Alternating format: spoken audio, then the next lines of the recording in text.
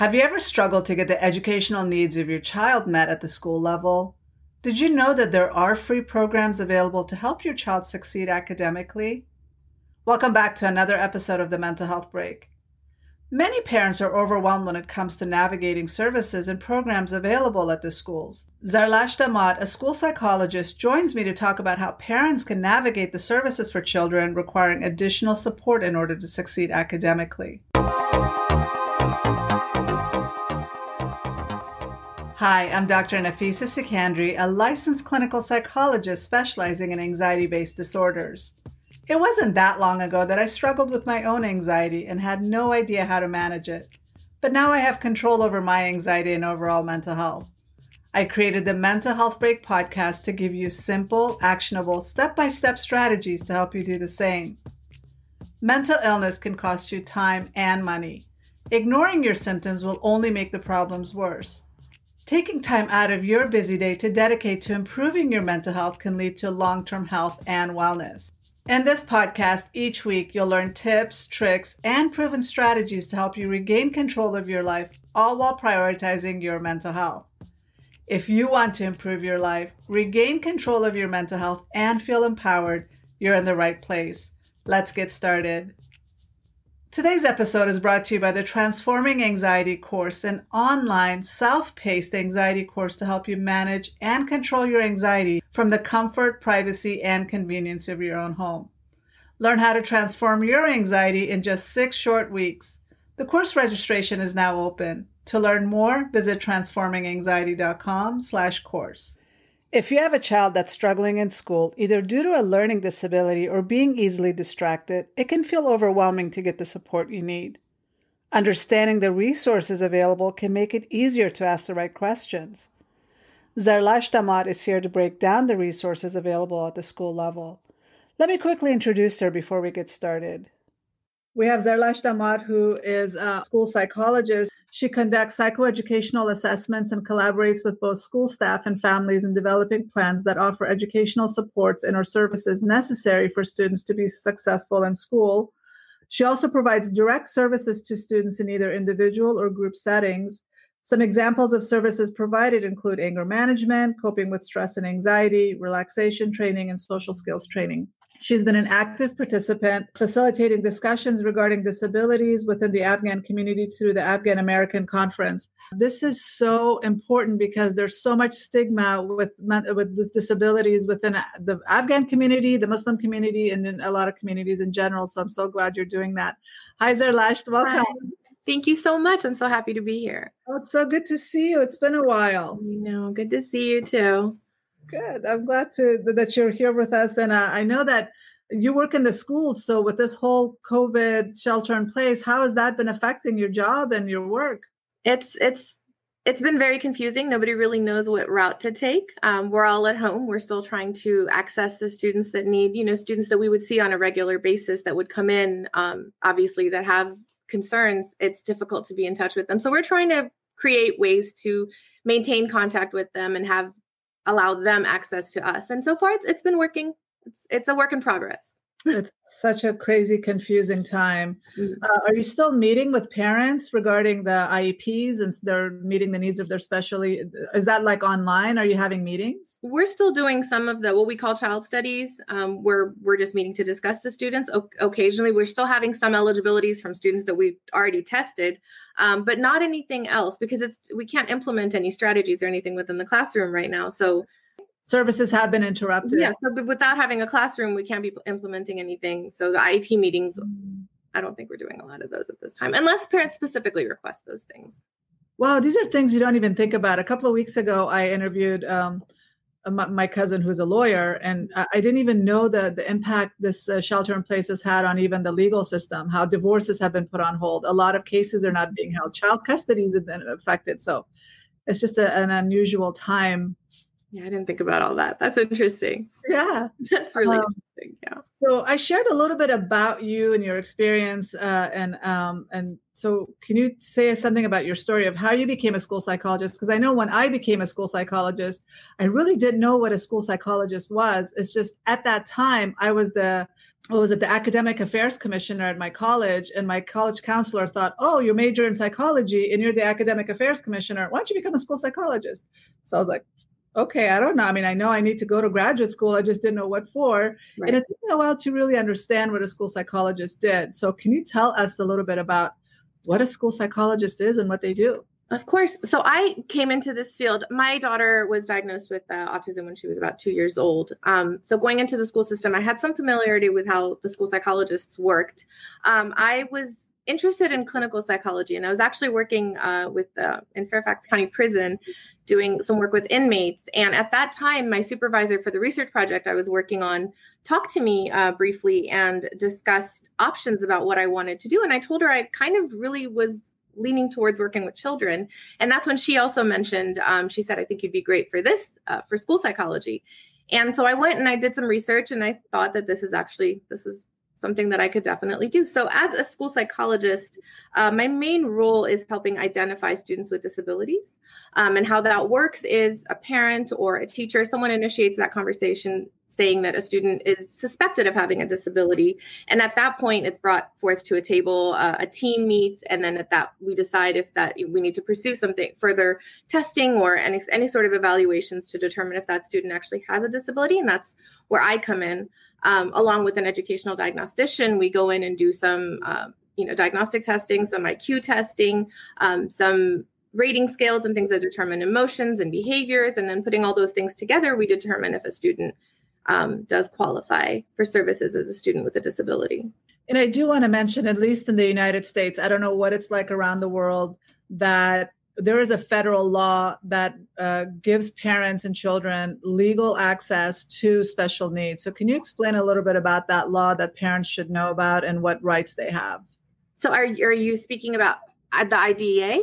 Yes. Yeah, okay. So IDEA, the Individuals with Disabilities Education Act, does allow parents to have full access, and parents are a pivotal part of the entire process. So a parent can come in and just say, I believe that my child is not able to access the curriculum. And that's the main goal of having these special education services. If a student is not able to access the general education curriculum, we want to be able to provide them services that enable them to do that.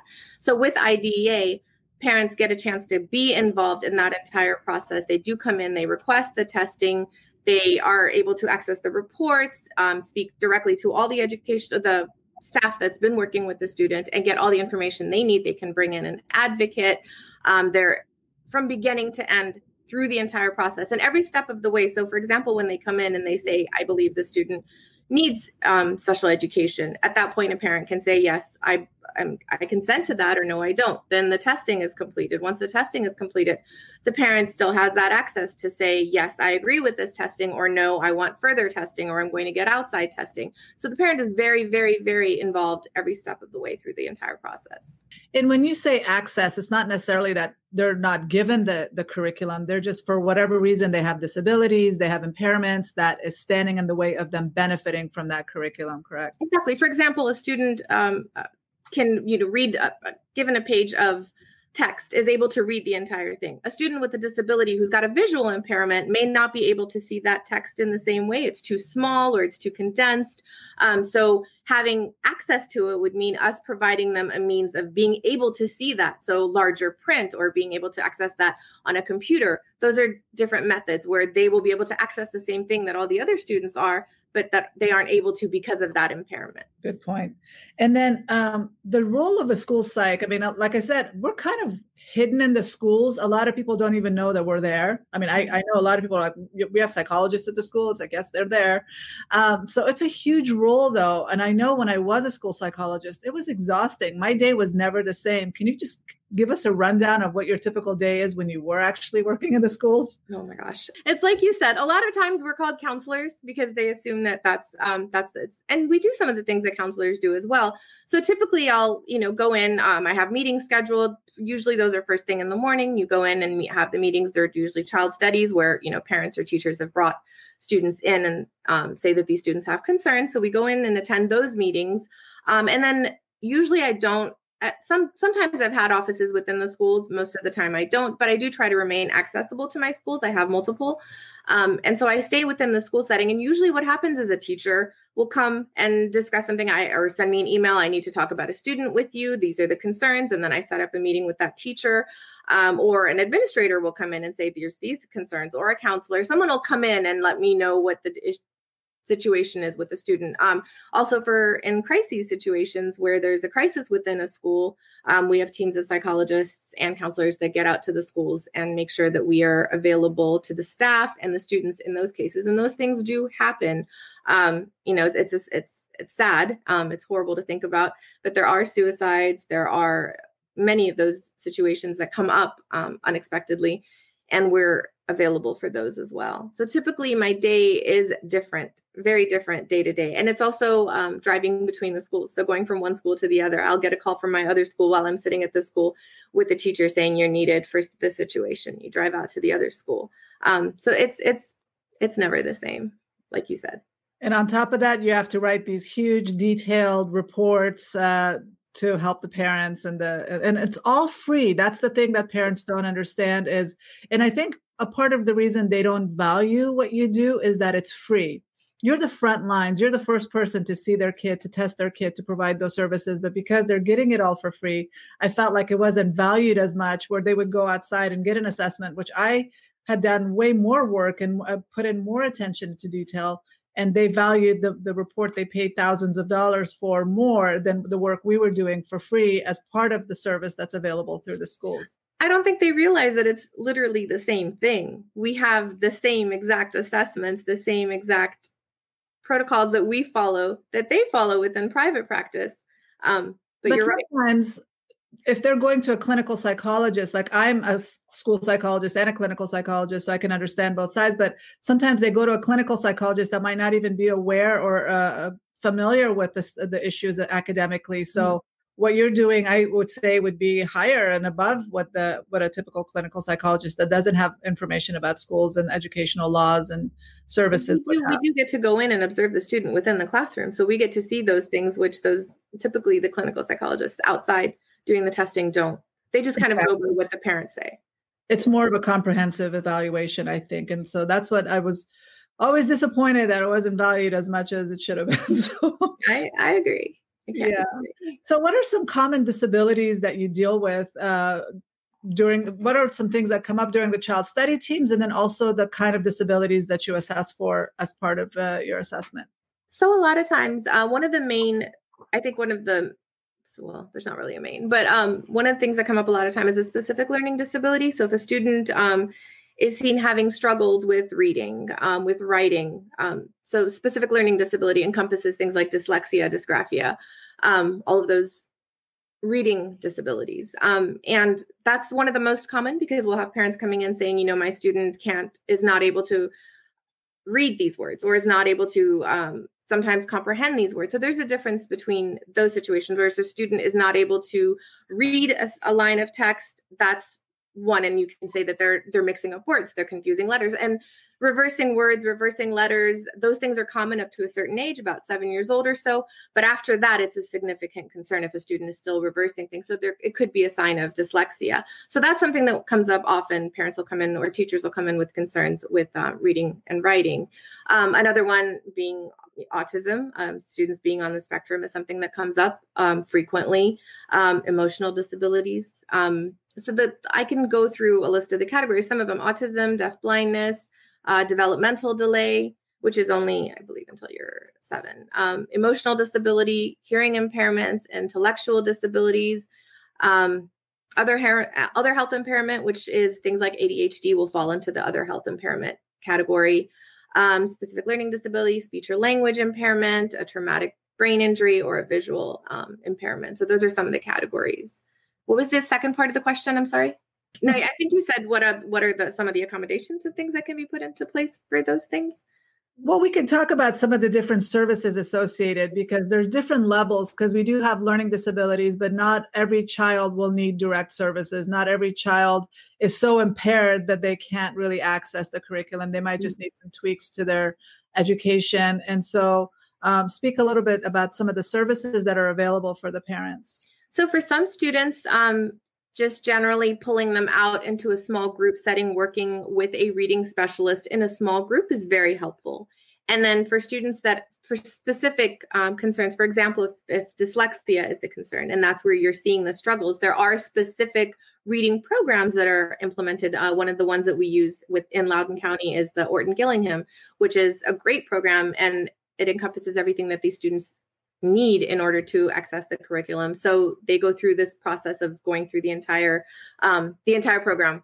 And I've seen the improvement. I've seen drastic improvement in students if that is the concern, if it's specifically with dyslexia. So for other students, small group settings can help. Some of them being in a quiet area and having access. If they're, for example, students with ADHD, which can't, multiple distractions within the classroom are very difficult for those students to work.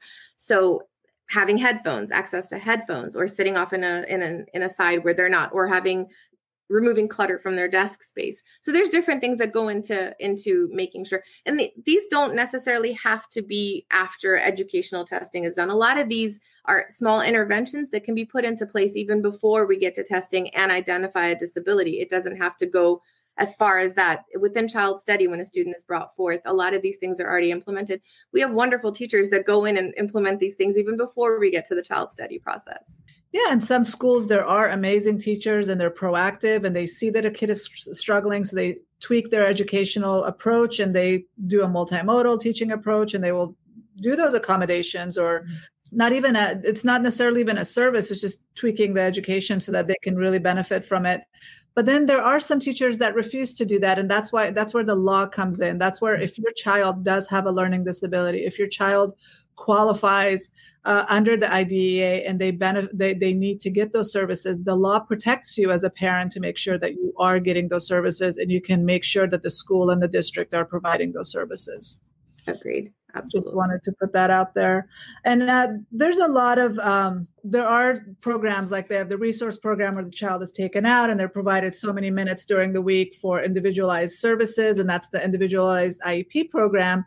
And then there's the 504, which is just an accommodation and no services associated with it. Can you explain a little bit about that to people? About the difference? Sure. So one of the main differences with the 504, it's not an evaluation isn't required. So you don't have to have what you need specifically for a Section 504 qualification is just a documented disability. So if you have that, Section 504 is accessible. Within Section 504, there's a broader definition of disability because in the 504, it says that the disability must substantially limit one or more basic lifestyle activity. For example, learning, reading, communicating, thinking. If any of those things are limited, 504 encompasses that. While an IEP it's specifically geared to the child's educational performance and ability to access the curriculum. So with an IEP, you have to qualify for one of those categories that I went over earlier. We have 14 within Loudoun County. So you have to qualify for one of those to get an IEP. With a 504, it doesn't have to necessarily be in that list of things. It can be another documented disability. And you'll still receive services. So IEPs are developed for students who receive specialized instruction. 504s are for students who have, for example, they need a little bit more extended time, some larger print, but they don't need specialized instruction. So the instruction itself doesn't have to change. And they don't qualify for specialized instruction. Then you'll go the 504 route. Those are some of the main differences. Okay, that's really good because there is a difference in parents. I mean, I have a lot of kids that have anxiety or there's just even attention deficit and they're having a difficult time focusing and they don't know that they can access or go to the school and access additional support for their student to make sure that they are successful. Sometimes those things don't show up just because there's a lot of times where we'll have testing for a student and we know that the student has a specific, or we suspect a specific disability, for example, ADHD. And however, ADHD, in order to qualify for that, it has to be present across settings. So we'll have we'll go through and do the entire process and have the teacher say, yes, it's off the charts. The student can't focus on anything. And then we have the home setting where the student is not, it's not the same just because the student doesn't have those distractions. It could be an only child. They're able to focus more. They're able to work more. So when we come together at eligibility and we determine that, well, those things are not elevated within the home setting, the student will not qualify. However, that student could still qualify for a 504 if that diagnosis is available and say that that student has ADHD. The parents could easily provide that and they'd still have access to the 504. I'm so glad you mentioned the across all settings, because I have forgotten about that, because there are some kids that are in a very chaotic classroom. The teacher has really poor classroom management. They're being bullied. There's all this stuff happening, and they're learning. They're not learning. Their grades are dropping. They're not performing. And the teacher's like, this kid needs to be in special ed. Take him out of my class. They need specialized learning. And then we do the testing, and we see that no, they don't have a learning disability. There's nothing going on. This is a situational issue, and it's not a learning disability, because a learning disability is something you're born with. It's a learning difference. I always talk about my own self, where I get lost really easily. My brain will not see the world as a map like my sister and my dad. They're walking maps. They can, like when I was a teenager, I take my little sister with me to San Francisco so she can help me get back home, because I would get lost. I couldn't find my way. Yeah. That's how my brain is wired. It will never change. I will always have issues with directions, but I've learned compensation skills. Like I know how to read a map. I know now I use a GPS now, but I know how to look at landmarks. I know where the North Star is. I know how to do all that. Those are ways for me to compensate for what I would call as a learning disability. That really significantly impacts me, and it's caused a lot of frustration where I get lost all the time, and I don't trust myself when it comes to that. And there are kids that have auditory processing problems. When you're talking to them, the information just gets jumbled up. It's not something that they can control, and so they need that accommodation where maybe more visual support is provided. So can you talk a little bit about that? So I one thing I wanted to bring up, that when you said that, is just, it's not, sometimes we do get this, I feel like not a lot of teachers, but there are teachers that think that special education is sort of just like the magic answer to everything, where it's not. A lot of times it's like what you said, there can be a situation where a teacher is not fit with the student. I'll have students that are in one classroom one year where they're struggling significantly. The teacher comes and says that there's all these concerns, and the student's not able to access the curriculum, and they're not. And then we have the next year where the student is with a different teacher, and it's like a whole different student. They're learning differently. There has to be a fit within the teacher and the student. I'm not exactly sure what your question was when you mentioned what you were talking about earlier. Across all settings, that it's really important that it happens in every area. It's not just in the classroom. You have to see it on the playground. You have to see it at home. It has to be documented from the time that they were growing up, right? So maybe I answered my own question. I will end up when we do our observations. So and this is why private testing could be very different. So if a teacher tells me that a student has these concerns where there's these social skills concerns, okay, well, going in and seeing these social skills within the classroom setting where they're doing math and the kids aren't communicating and social skills aren't really being worked on, I'm not going to see anything. So I have to make sure that I go and see that student on the playground, or I go and observe that student in the cafeteria where social skills are more active. So in that sense, yes, I have to be able to see these things across these settings. Sometimes if a student has, they're in a daycare program, I've had situations where I've sent those questions, or I've been in contact with the daycare to see, well, what's the student like within that setting? Is it different from how he or she is within the school setting versus how she is within the home setting? So it is that comprehensive need to see how the student is across settings, because seeing a student in a classroom, like I said, again, just not having that fit with that teacher, or difficulties with another particular student in the classroom, they may behave very differently within that classroom setting than they do everywhere else. So it's very important to have a broad perspective of how the student works. And we don't just stop with observing the classroom. We have an in-depth interview with the parents, and we really get that feedback from them, which makes such a huge difference in getting a complete picture of who the student is. And it's not just in one situation. So I think that's where people don't realize the amount of work that goes into these evaluations. So let's see, there was oh, thank you. I'm glad that you're finding this information informative. Is there such a thing as an acute IEP? I've never heard of that. Perhaps if a student is struggling temporarily with a serious mental health condition, that would fall into a 504, I'm assuming. Right. But because if there's a temporary mental health condition and there's a diagnosis of that temporary mental health condition, then like I said, with the IEP, it's those specific categories. So if it's not under one of those, they won't qualify for an IEP. So it's like you said, I would think that that would be more fitting for a 504. I've never heard of it called acute. I've never heard of that either. So if you have any additional questions regarding that, please let us know. And then also, do you do counseling with the kids in your, do you even have time for counseling? Because I know I fight for that, but do you even have time for counseling? I think that's the main concern. It's at the time constraints. I do love counseling. I did my internship in another county where I think I wasn't testing as often and I was an intern. I had an opportunity to do a lot more counseling. Generally, we do group counseling. If there's students that have specific needs, for example, within some of my schools, I do have students that have significant concerns. I've had students where a teacher will call me and say, the student has, there's emotional concerns. They're crying every day in class. They're not able to make friends. I do get a chance to work. And in all honesty, the counseling part is one of my favorite parts. And I wish I had more time to dedicate to that. But with testing and meetings, I don't often get to dedicate as much time as I'd like to. But we definitely do that. We do group testing group sessions for counseling with anxiety, for social skills, all of these things. A lot of my counselors at my schools are fabulous, and they do a lot of those things those are already in place, and they do a great job of it. But of course, those groups are already planned and selected, and the students are already involved in them. So if there are additional students, I will be called on, and I'll happily work with those students on within a one-on-one setting or within a group setting. That was my favorite part too, is doing the counseling. I actually got an additional master's in counseling just so that I could do the counseling part.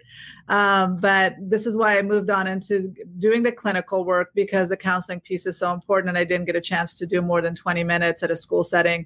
But I do want to say that I'm so glad that your counselors are providing counseling, you're providing counseling. But if kids need additional counseling that requires more in-depth, more consistency for longer than 20 minutes, then you should seek therapeutic services outside, maybe with a mental health professional. There are some mental health professionals that actually also come in. One thing that I was really impressed with Arizona is they did have clinical psychologists and licensed mental health professionals working in the school setting, and that's not what I was used to seeing in Arizona. In California. So I don't know, is that happening in Virginia as well, where you actually have licensed professionals working in the schools? I haven't seen that in Loudoun County. I don't know if that's the case in anywhere else.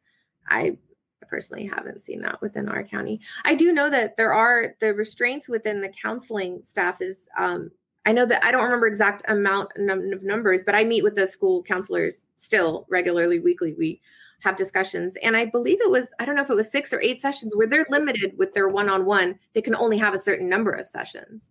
Right. So, and for the psychologist, I haven't heard of that sort of limitation. It's not, I think it's slightly more than that. So in that sense, it's important that we have additional staff and we have psychologists that are able to access these students. I used to do them, but like I said, I was limited to 20 minutes. I couldn't provide clinical counseling with them. Even though I did my postdoctoral internship, I wasn't able to do therapy. Does that make sense? Yeah. It was very brief. It was just touching base. What are some suggestions or tips when talking to your child who might have been teased at school? Wow, that's a good question.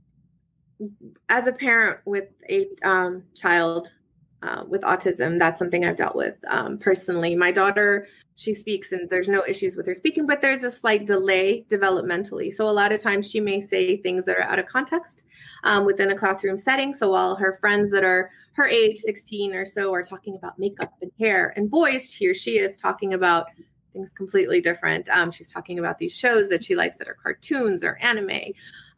In that sense, a lot of times she doesn't understand. And I think this is the case with a lot of students with disabilities, significant disabilities. They're not aware of other students making fun of them. And if they are, it is heartbreaking. My suggestion is you have to have that discussion with the student. You have to let the student encourage that student, let them know. I tell my daughter daily, you are amazing. You're so strong. You're so beautiful. If we boost that confidence level up higher, it's more difficult for everyone else to take it down. Within the school setting, hopefully teachers are aware of what's going on and they're keeping an eye out on that situation. But within the home setting, the thing that we can do is constantly boost their confidence, boost their morale, have that relationship where communication is very strong with you and the student, so that if a situation like that comes up, they do talk about it. Even students that don't have disabilities are going to face those situations, but you just want to be able to hear if it's if it's something that's happening over and over again, that is something that you need to get on top of. And so I think communication, what you need to do is you need to be talking to that child. You need to, every single day when you check in with your child, when they come home from school and you say, how was your day? Don't stop at that, dig a little deeper, because most of the time the answer we get is, oh, it was good. It was fine. It was okay.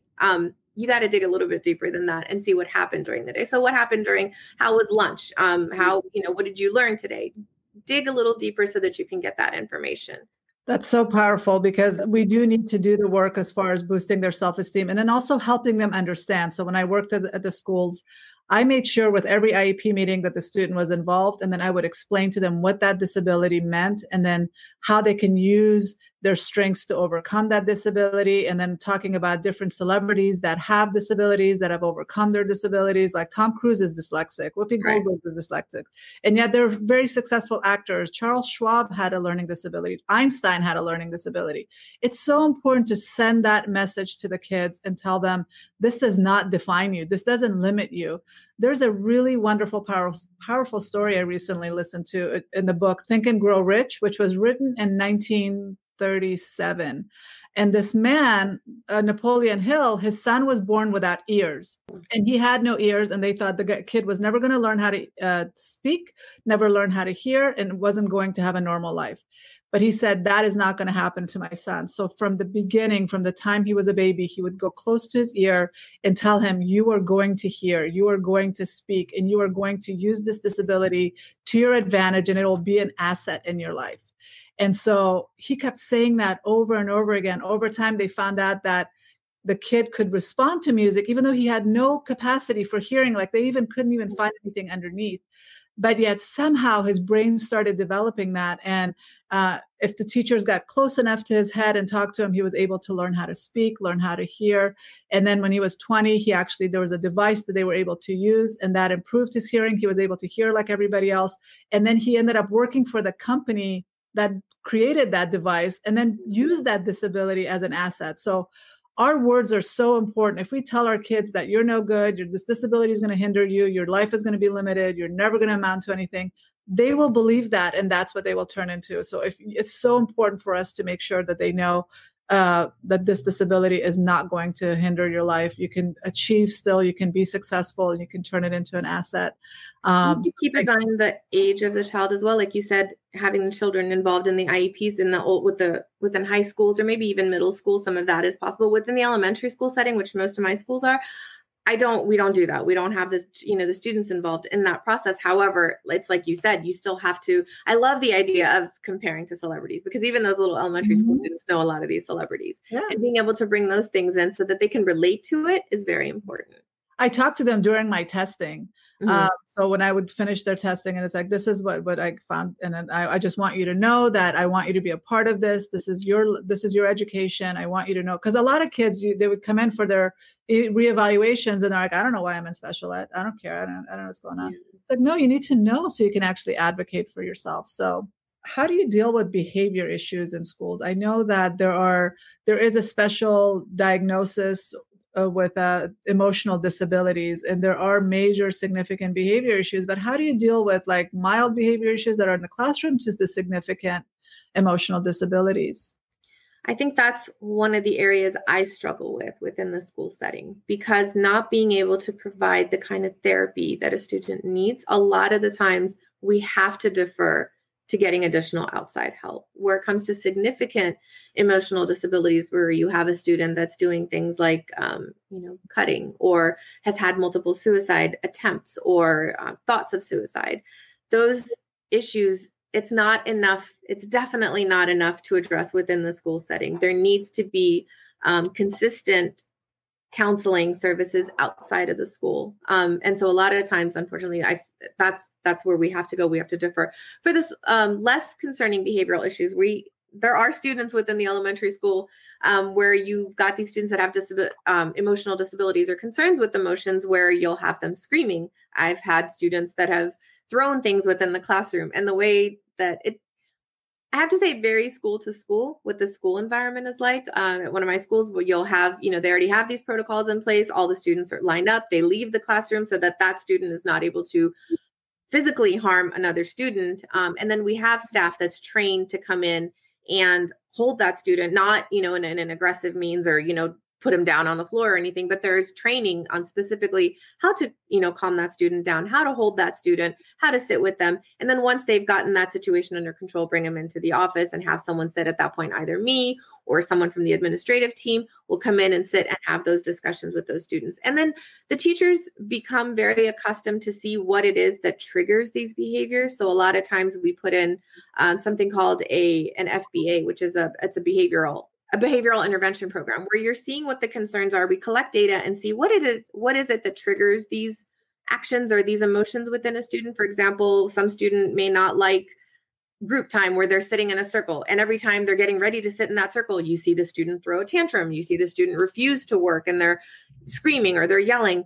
So there has to be a replacement behavior that gets put in place instead of that. So every time that happens, the teacher then has to figure out a way to engage the student by different means. A lot of times, if a student doesn't want to do that, I walked into a classroom where all the students are seated in a circle, but there's one student that's still sitting at his desk because he's that student that is not going to sit within that circle. It's just not something he's able to do. So there are these sorts of accommodations that are put into place within the classroom setting for the less concerning behaviors, but for the greater behaviors, we do have to defer a lot of times to outside services.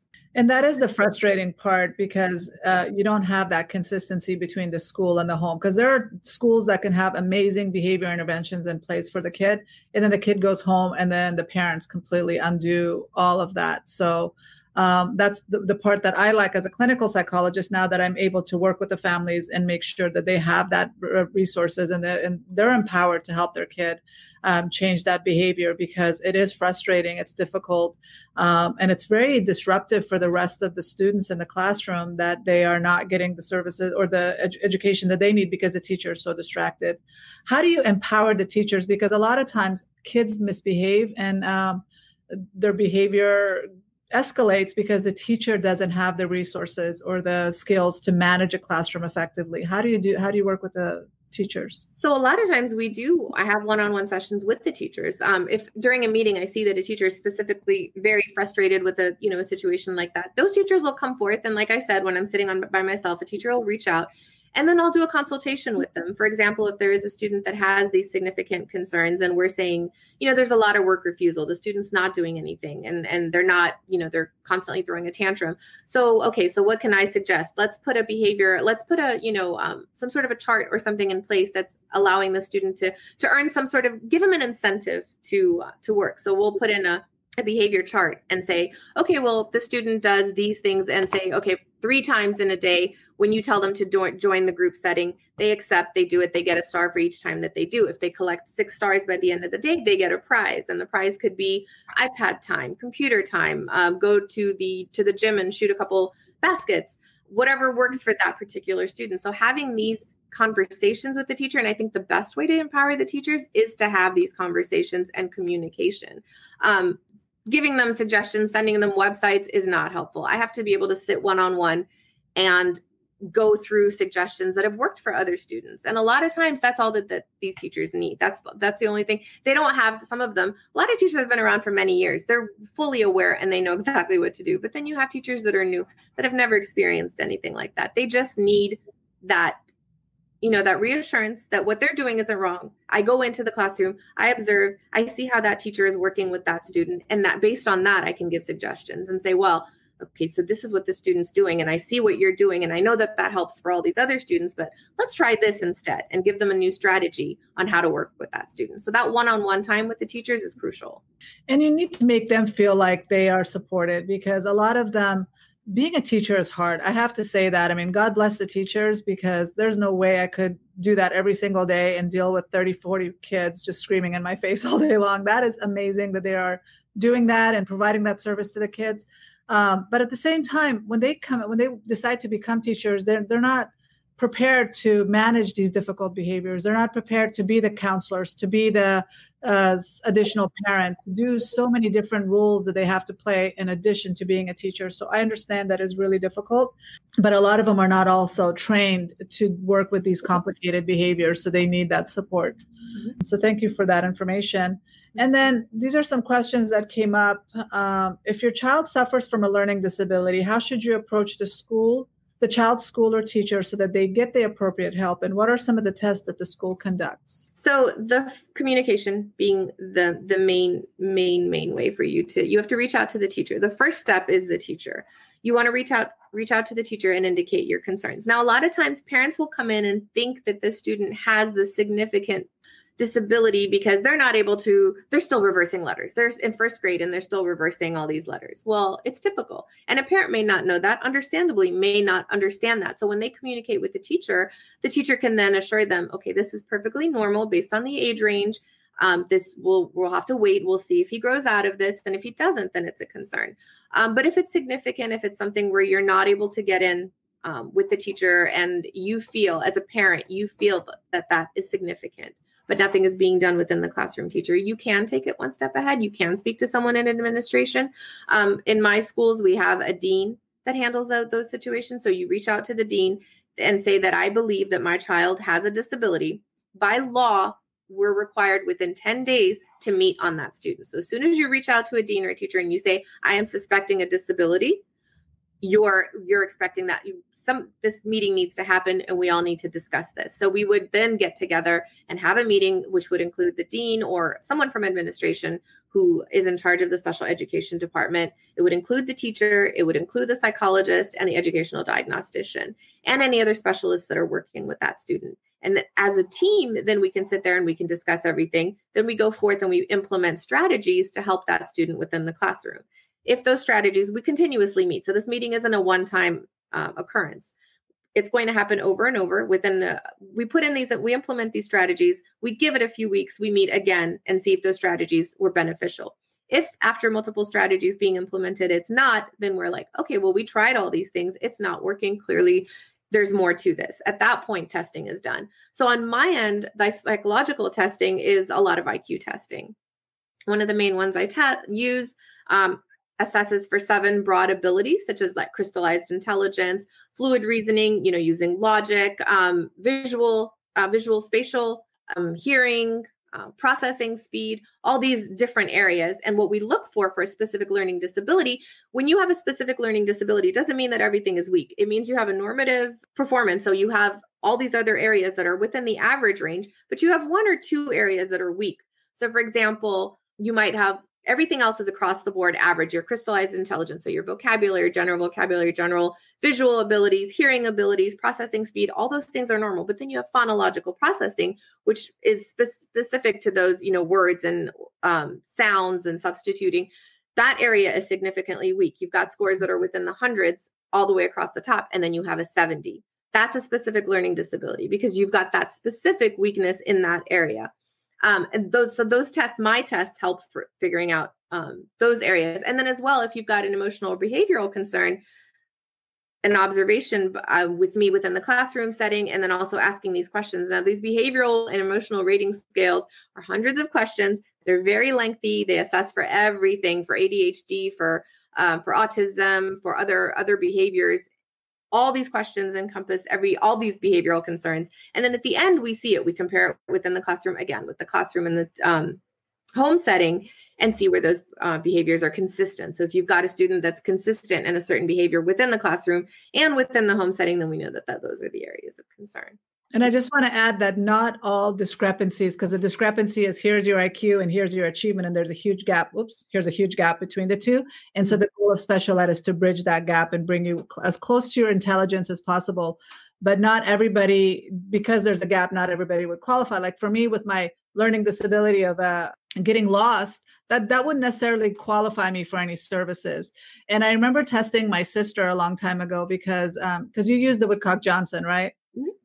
Yeah. And so I was testing her because she was really concerned. She was about to go to USC for her master's. And she's like, I think there's something wrong with me. I think I might have a learning disability. So I'm like, let me just test you to see what's going on. her IQ was like in the 130s and everything was above average. And then the only area that came out low, and it was a huge significant gap between her IQ and this area of weakness, was her short-term memory, but that was still in the average range. So that's what I want people to understand, that you might have a gap, but it might not necessarily, it's still within the average range. It might cause a few issues for you, but it's not significant enough to qualify for special ed. So there are very strict guidelines for what makes you eligible for special education. So you could still be within the normal range and struggle, but that doesn't mean you don't have the ability to succeed academically along with other students. So we see for people that are more, numbers help you more, where 100 is the average. If you're between one standard deviation below or one standard deviation above, you're still considered within the normative range. So if you've got 85 to 115, you're still within the average range. Below that is concerning. Right. The whole goal, it's not to make everybody gifted in the schools. We don't have that ability. It's like Medicare for all. Yes, we all could benefit from Medicare for all. But as far as special ed, we all could benefit from special ed and additional support, but not everybody gets to qualify for that, right? Right. So the next question somebody has is, depending on their disability, whether it's dyslexia, ADHD, or executive functioning, or oral written disorder language, what determination does a school make to keep the child in a regular classroom or have them in a special education setting? So I guess what determines whether they stay in the regular classroom versus they get additional support in the special ed setting?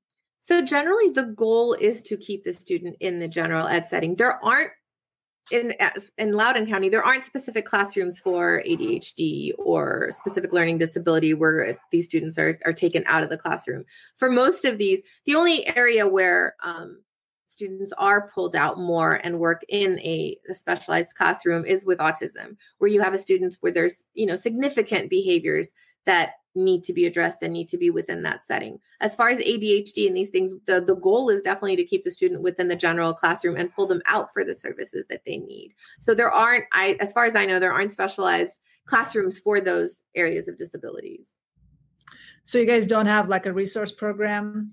But they're not constantly in that. So it's right. within the general classroom setting, and they're pulled out for those reading resource programs for, 30 minutes at a time, an hour at a time at most. So they're not pulled out of the class. Everything else is within the general ed. The goal, like you said, in special ed is to keep the students in the regular ed as much as possible, unless they have severe disabilities that require that 51% or more of the time in a special ed classroom. So that would be physical handicaps, deaf and blind, brain injuries. Where they absolutely cannot access, if a teacher is teaching in front of the classroom and that student can't see anything, can't hear anything, it's impossible for them to learn anything. So in that small classroom setting, right, more one-on-one attention. I hope that answers the question. I know. I hope. Please feel free to follow up. And then what's a 504? We did touch on this. Mm-hmm. I've had a client during my internship who was asked to set up in a IEP for a serious temporary mental health concern. Where can I get information for clients regarding different criteria so I can advocate? I would go to the IDEA website. That would be the main source. So I don't know exactly what the link is. IDEA.org or something like that. Yeah. Individuals with Disabilities Education Act. They will have resources and information on who you can contact, just because I've never heard of a temporary IEP. Oh, the next one that I have is any advice for parents that have to go to a meeting? Because that is such an overwhelming process. You go in and there's like 15 people looking at you, mm-hmm. and you feel like they're all talking at you. Can you give some advice to parents that are preparing for a meeting like that? Absolutely. I think the main thing to keep in mind is that everyone that's sitting around that table, the goal is to help your student. The goal for everyone in that room is to help that child. My suggestion is to go in fully prepared, understand how the process works, have your questions ready. Once you get in there, it's overwhelming. Everyone's talking at you. You don't know where to go from there. Have a list of your questions ready so that you get everything that you want answered. Feel free as well afterwards, get the contact information for everyone in that room. I've had parents come into these meetings and say, can I talk to you afterwards and get more information? Please feel free to do that. Do not hesitate.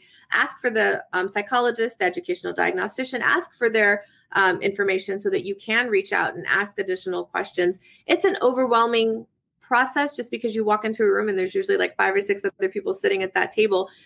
It's concerning, but just always keep in mind that everyone's goal there is to help your student, help your child. And it's a team, but you are a very integral part of that team. So it's not that team versus you. You're a part of that team. And make sure that you do have rights as a parent under the IDEA. So make sure that your rights are recognized, because not every school district is like yours, Zarlasht, that they're supportive, because I hear a lot of parents where the teachers refuse to provide accommodations. They're refusing to even answer questions from the parents. And at that point, parents have the right to bring in an advocate. There are advocates that know the special education laws. There are advocates that know your rights, that know your child's rights, and they can actually go into a meeting with you. The goal of the school district should always be to support the parents and to work with the parents to meet the needs of the child, but that doesn't always happen. So if that's the case, then you can bring in an advocate with you if that makes you feel more comfortable. If you go to the IDEA website, you'll also there's pamphlets and full on, all the information on every single right that you have as a parent. And I would suggest every parent go take a look. We do hand out the booklets at our meetings. Once, special education is brought up, you hand that out. It's very lengthy, but if that is an area of concern for you, I would highly recommend you go in and you read that and see exactly what all your rights are. Yeah. And even the fact that it is a federal program. So if you go from Virginia to come to Arizona or go to California, that IEP and that 504 follows you. You don't have to start from scratch. You can bring that information with you and say, I would like this implemented for my child. But if there are things that are happening or your child no longer needs certain accommodations, then you can meet with them. Nothing is set in stone. You can meet with them and call a meeting with the district, like Zarlasht was saying, that you're a part of that meeting, and you can advocate for yourself and ask for a meeting and say, these are the changes I would like to see for my son or daughter. And you can change things that are written in an IEP or a 504 once it's already been agreed upon. And I don't want to make your job harder. I know that No. that can happen, but I've been on the other side. When I lived in California, the services that I would have liked to have for my daughter were not available. And I was that advocate. And I actually reached out to an advocate myself to go into those meetings with me and help me, because I didn't know at that point. Basically it was just, we were I lived in Walnut Creek. So the schools that my daughter was in, she had these special needs, and she was in this program where I felt like she was regressing. She wasn't learning anything. She was regressing. It was like all these students were just in one classroom with all these different special needs. It was very concerning to me. And it got to a point where I got very frustrated, and I brought in an advocate. You do have those rights. You don't know those rights until someone tells you. So as far as, yes, it does make it more difficult for the school setting, but you have to keep in mind, you are your child's strongest advocate. You have to be. So you have to be informed. You have to go in there fully informed, and an advocate can help you do that at times. And we're talking, obviously, the federal issues in the United States. And I know there are people watching this from around the world, and there are people that don't have the same rights, that don't have the same laws. I don't know what it's like in Canada. I know there are a couple of people watching from Canada. So let us know what the rights and regulations are in Canada. I'm assuming it's very similar to the United States. But I knew a kid that moved here from Afghanistan. He had a severe disability, mental and physical, and his mom was a teacher. And obviously during that time, it was during the Taliban time, there was no schools going on in Afghanistan. And even if there were, kids with disabilities weren't necessarily always getting that education. I mean, my aunt, God rest her soul, she advocated for that. She opened up a school for special needs kids, for the deaf and the blind, and a lot of kids that schools would not want to touch because they had disabilities.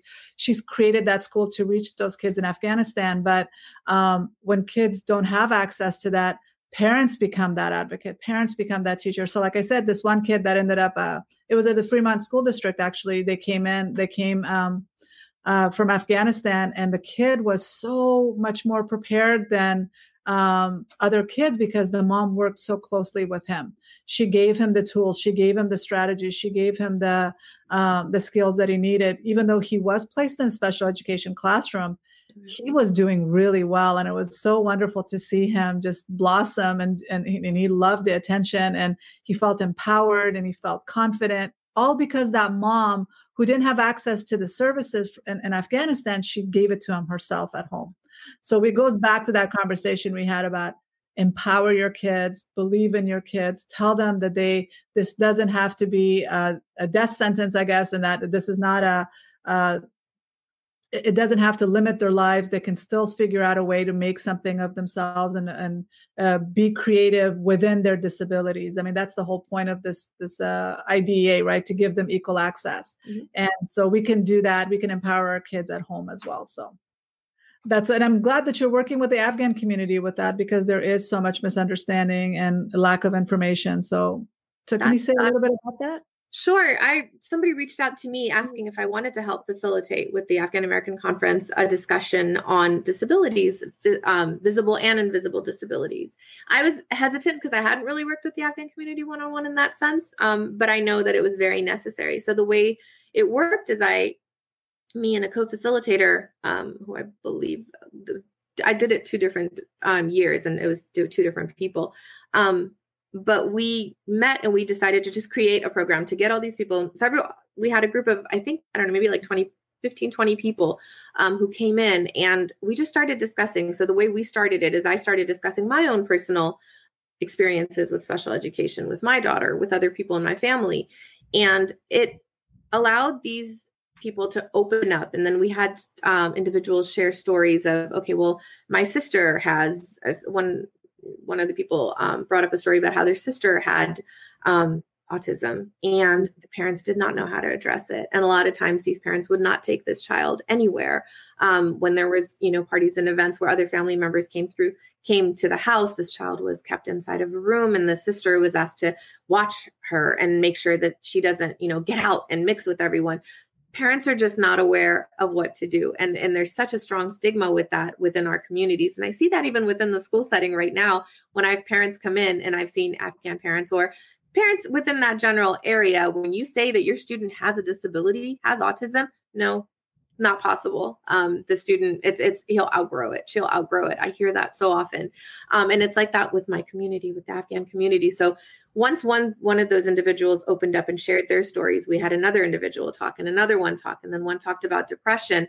By the end of that session, there wasn't a dry eye in the room. Everyone was crying. We ended the session. It went over almost an hour over the time that was allocated to it. We ended up in a huge group hug, and it was one of the most powerful moments of my life, being able to sit and talk to these people and give them a chance to vent. We had men and women in there, and everyone was crying.